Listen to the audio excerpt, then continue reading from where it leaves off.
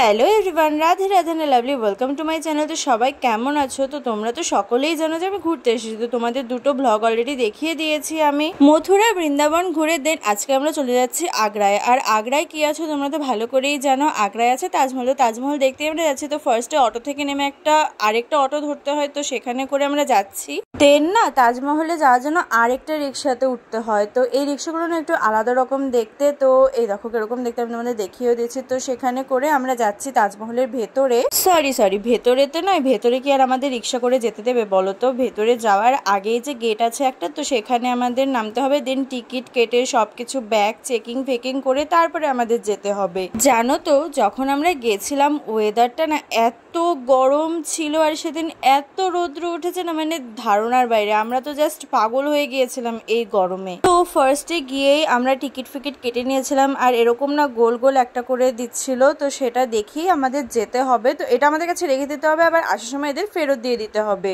আর checking এর জায়গায় ভিড়টা দেখতে পাচ্ছ গাইস, মানে এত ভিড় হয়েছে। আর তোমাদের একটা কথা বলে দিচ্ছি, তাজমহল যারা যারা যাবে তারা কিন্তু অবশ্যই আধার কার্ডের ফটো বা হার্ড কপি বা সফট কপি কিছু একটা নিয়ে যাবে। আমরা তো 4 জন গিয়েছিলাম, তো 4 জনের মধ্যে আমাদের 3 জনেরই আধার কার্ডের ফটো ছিল ফোনে, কিন্তু দিদি ভাই না ছিলই না। তো যাই হোক আমাদের সাথে এসেছিল, তাই অনেক বলে শুনে আমরা ঢুকতে পেরেছি।